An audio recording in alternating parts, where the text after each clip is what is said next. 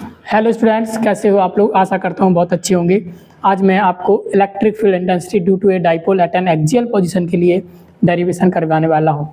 आज मैं formula derive करूँगा इलेक्ट्रिक फील्ड इंटेंसिटी किसके द्वारा, डाइपोल के द्वारा, वो भी कौन से पर, एक्सियल पोजीशन पर। तो शुरू करते हैं आज की डेरिवेशन। तो जैसा कि जब भी कोई भी डेरिवेशन हो तो सबसे पहले क्या अप्रोच होनी चाहिए, सबसे पहले अप्रोच होनी चाहिए एक फिगर, एक अच्छा फिगर हो, उसी फिगर को एक्सप्लेन करके मुझे लिखना होगा। तो अगर मुझे डाइपोल के द्वारा इलेक्ट्रिक फील्ड इंटेंसिटी निकालनी है तो सबसे पहले मैं एक डाइपोल बनाऊंगा। एक एक स्टेप से मैं करूंगा, आपको एक एक चीज़ बताऊंगा। तो क्या करोगे, बोले सर डाइपोल के द्वारा इलेक्ट्रिक फील्ड इंटेंसिटी निकालनी है तो सबसे पहले मैं क्या बनाऊंगा, एक डाइपोल बनाऊंगा। मान लेता हूँ कि हमारा एक डाइपोल है ए बी हमारा कोई एक डाइपोल है, दिस इज ए डाइपोल। एक हमारा डाइपोल है, दैट इज ए बी एक डाइपोल है। इसके ऊपर चार्ज क्या बोले सर, माइनस क्यू और प्लस क्यू। डाइपोल क्या होता है, dipole is the arrangement of the equal and opposite charge separated by some distance. तो एक हमारा डाइपोल है ए बी जिसके पास माइनस क्यू चार्ज है और प्लस क्यू चार्ज है। अब इन दोनों चार्जों के बीच का डिस्टेंस कितना, बोले सर लेके चलते हैं हम 2a। दोनों चार्जों के बीच का डिस्टेंस कितना है, बोले सर 2a। और इस डाइपोल का सेंटर क्या मानता हूँ मैं, ओ। मान लीजिए डाइपोल का सेंटर क्या है, ओ। अगर ये सेंटर ओ है तो बताओ ए से ओ तक की जो लेंथ है वो ए हो जाएगी, क्योंकि 2a को 2 पार्ट में डिवाइड करो तो मतलब ए और ए। उसी प्रकार ओ से बी तक की लेंथ भी कितनी हो जाएगी, बोले सर ए। अभी मैंने एक डाइपोल बना लिया है। इसी डाइपोल के द्वारा मुझे इलेक्ट्रिक फील्ड इंटेंसिटी निकालनी है, वो भी कौन से पोजीशन पर, सर एक्सियल पोजीशन पर। तो अब मुझे एक्सियल पोजीशन पर एक पॉइंट लेना पड़ेगा। तो मैं मानता हूँ एक एक्सियल पोजीशन में ले रहा हूँ। एक्सियल पोजीशन का मतलब होता है एक्सिस पर। तो ये इसका एक्सिस है, ये इसका एक्सिस है। मान लीजिए इसी एक्सिस पर मैं एक पॉइंट ले रहा हूँ जिसका नाम क्या होगा, let this point be P. Let P be any point eight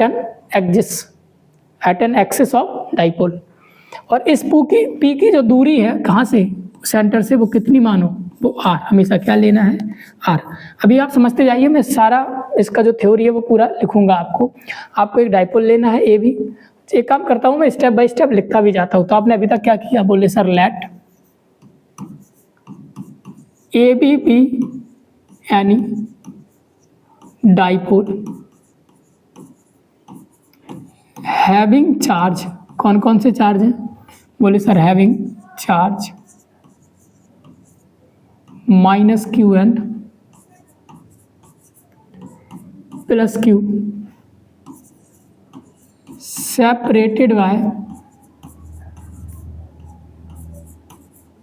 separated by distance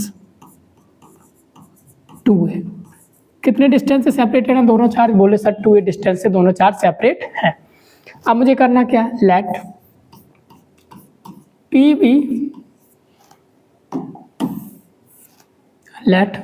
B any point. मान लीजिए पी बी कोई पॉइंट है ऑन, कहाँ पे है, बोले sir axis of dipole at distance are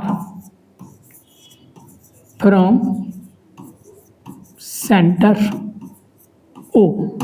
मान लीजिए कोई एक पॉइंट हमने पी ले लिया जो कितनी दूरी पर है, बोले सर आर दूरी पर है। कहाँ से, किसी भी सेंटर, जो डाइपोल का सेंटर है उससे कितनी दूरी पर है, आर दूरी पर। इतना मैंने कर लिया।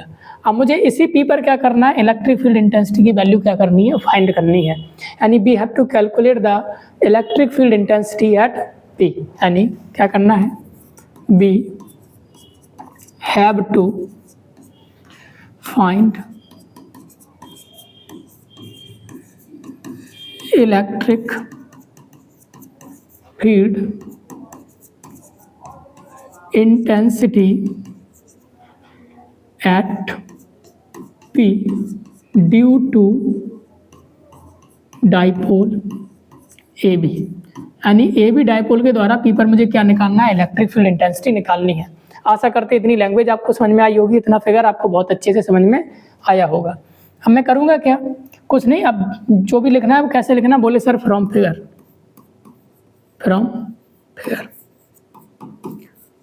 अगर मैं आपसे एक बात करूं, बोले सर क्या, कि अगर मुझे इलेक्ट्रिक फील्ड इंटेंसिटी पी पर फाइंड करनी है तो P पर इलेक्ट्रिक फील्ड इंटेंसिटी लगाने वाले कितने सोर्स हैं? बोले सर देयर आर 2 सोर्स, एक माइनस क्यू चार्ज और एक प्लस क्यू चार्ज, यानी 2 सोर्स के द्वारा इलेक्ट्रिक फील्ड लगाई जा रही है किस पर? P पर। तो मैं क्या करूं, दोनों चार्जों के द्वारा इलेक्ट्रिक फील्ड निकाल दूं P पर और फिर उनका क्या निकाल देता हूं? रिजल्टेंट। उनका कौन सा सम कर देता हूं? Vector sum, because electric field intensity is a vector quantity. Electric field कौन सी क्वांटिटी है? Vector quantity. तो मैं क्या करने वाला हूं, अब मैं करने वाला हूं, बोले सर क्या, फ्रॉम फिगर क्या निकालूंगा? बोले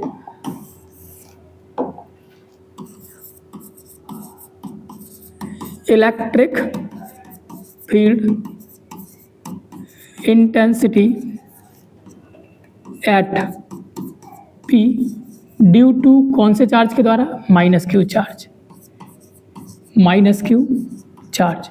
तो आप कैसे नोट करोगे? बोले इसको ऐसे नोट कर सकते हो, E minus q vector.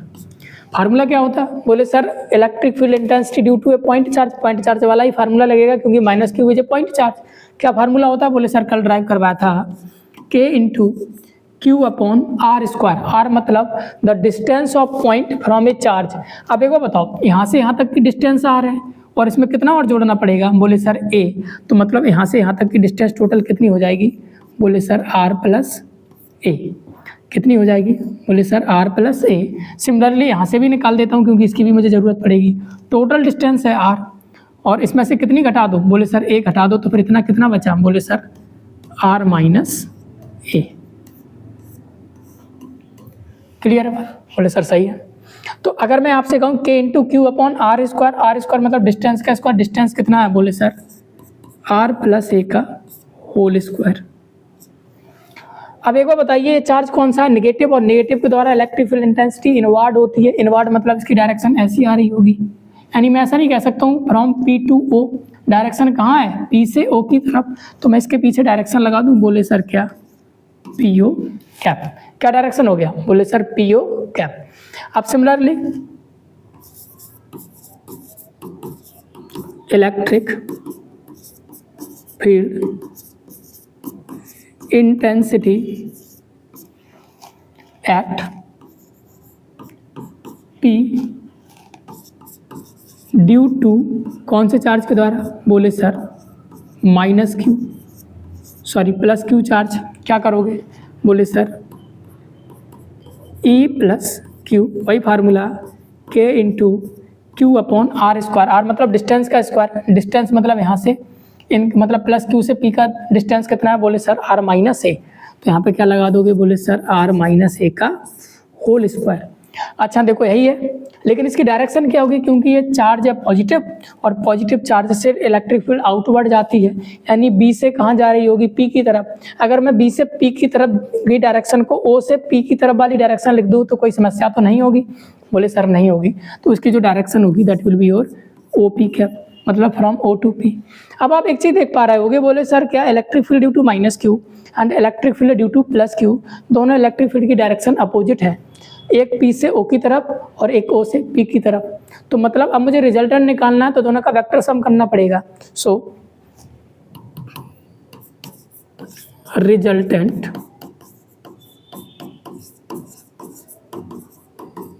Electric field at P is given by, कैसे करोगे? इसको मैं यहाँ पे लिख देता हूँ, फिगर को थोड़ा छोटा बना देता हूँ।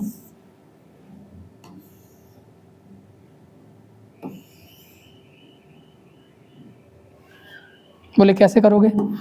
बोले sir E is equal to E resultant को मैं ER से नोट करूंगा। कौन सा सम करना? बोले सर वेक्टर सम करना। बोले कौन वाला? K into Q upon R plus A का whole square PO cap plus K into Q upon R minus A का होल स्क्वायर, और ये हो जाएगा OP कैप। अब एक चीज़ देखना ज़रा ध्यान से। बोले सर क्या? अगर मैं आपसे एक चीज़ पूछूं, इसको थोड़ा सा और ऊपर कर दीजिए, ठीक है, बना रहने दो। अगर मैं आपसे एक चीज पूछूं, बोले कॉमन क्या आ रहा, आप कहोगे सर कॉमन आ रहा है k इंटू क्यू, तो बचा क्या यहाँ पे, बोले सर 1/r प्लस ए का होल स्क्वायर और P O cap plus k into K Q तो बाहर ही आ गया, करोगे क्या, बोले सर 1/r माइनस ए का whole square O P cap. इतनी चीज़ बची है। अगर आपको ध्यान हो तो एक चीज़ याद रखना, बोले क्या, के क्यू बाहर है। अब एक बात बताओ, 1/r प्लस ए स्क्वायर बड़ा है कि 1/r माइनस ए स्क्वायर बड़ा है, तो आप कहोगे सर जिसका डेनोमिनेटर छोटा होता, अगर यदि न्यूमरेटर सेम हो तो जिसका डेनोमिनेटर छोटा होता वो संख्या बड़ी होती है। तो इसका डेनोमिनेटर कैसा है, छोटा है, तो ये बड़ी होगी क्योंकि ये r माइनस ए है, इसका डेनोमिनेटर है r प्लस ए, तो इसका मतलब ये वाली जो वैल्यू है वो बड़ी है, ए वाली वैल्यू है वो कैसी है, छोटी है। तो दोनों की डायरेक्शन भी अपोजिट है, तो बड़ी वाली में से छोटी वाली घटा दूंगा तो जो नेट डायरेक्शन बचेगी वो बड़ी वाली की डायरेक्शन बचेगी, यानी इसकी डायरेक्शन बचेगी। बोले सर बात तो सही है, तो मैं अगर इसको ऐसा लिख दूं, बोले सर क्या, 1/r माइनस ए का होल स्क्वायर, और इसमें से मैं क्या कर दूं, ए वाला घटा दूं 1/r प्लस ए का होल स्क्वायर, यानी मैंने बड़ी वाली वैल्यू में से छोटी वाली वैल्यू घटा दी तो नेट डायरेक्शन तो बड़ी वाली वैल्यू वाली ही आएगी। तो बड़ी वाली वैल्यू की डायरेक्शन क्या थी, बोले सर ओ पी कैप, तो नेट डायरेक्शन क्या आएगी, बोले सर ओ पी कैप। अब इसको ज़रा सॉल्व कर दो, के क्यू बाहर है, जब अगर एलसीएम लोगे तो कैसे आ जाएगा, बोले सर r माइनस ए का होल स्क्वायर। अच्छा एक काम कर दीजिए, एलसीएम एक में ही ले लीजिए आप,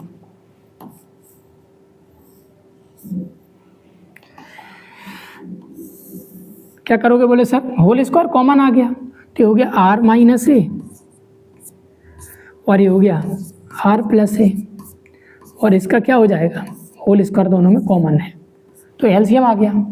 अब जब भी ये आ जाएगा इससे ये कटेगा, मतलब ये चीज़ यहाँ जाएगी, r प्लस ए का whole square minus r minus ए का होल स्क्वायर, इतनी चीज़ यहाँ पर आ गई है।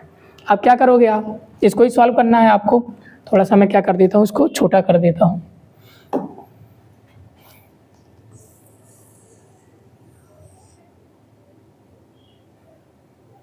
छोटा नहीं, चलो इतना आ गया, इसको आगे वाले पेज पे करूँगा सॉल्व। इतनी चीज़ आ गई, इसको एक बार आप लिख लीजिए, देखिए E are is equal to k q into r plus ए का whole square minus r minus ए का होल स्क्वायर, ये है। अब अगर यहाँ पे देखोगे तो मुझे क्या था, मेरे पास है, बोले sir E are is equal to क्या, बोले सर के इंटू क्यू 1/1 नहीं, क्या करना है, बोले सर r प्लस ए का whole square minus r minus ए का होल स्क्वायर अपॉन में। अगर आप एक चीज़ देखोगे यहाँ पर क्या लिखा हुआ है, बोले a माइनस बी और a प्लस बी, यानी A square minus B square का फार्मूला लग जाएगा। बोले ठीक है sir, a minus B square का फार्मूला लगा दो, बोले sir r square minus A square का होल स्क्वायर, ये हो गया। और डायरेक्शन क्या है, बोले सर o से p की।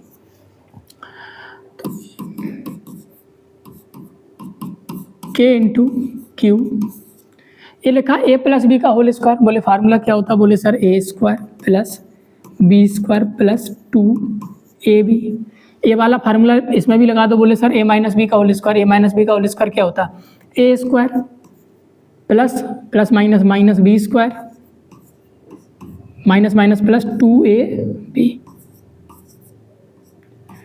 ठीक है सर, अपॉन ये क्या लिखा, R square minus A square का होल स्क्वायर।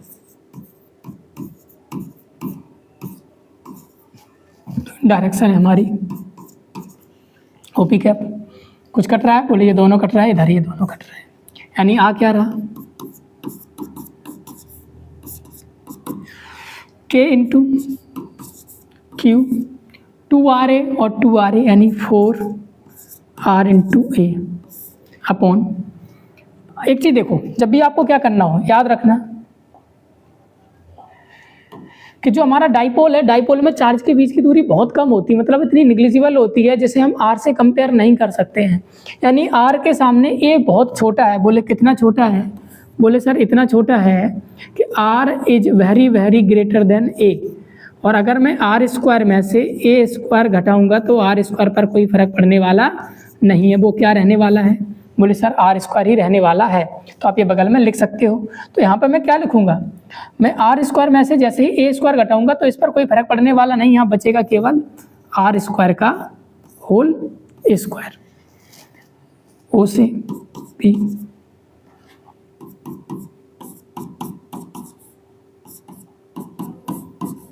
के इंटू क्यू। अब एक काम कर दो,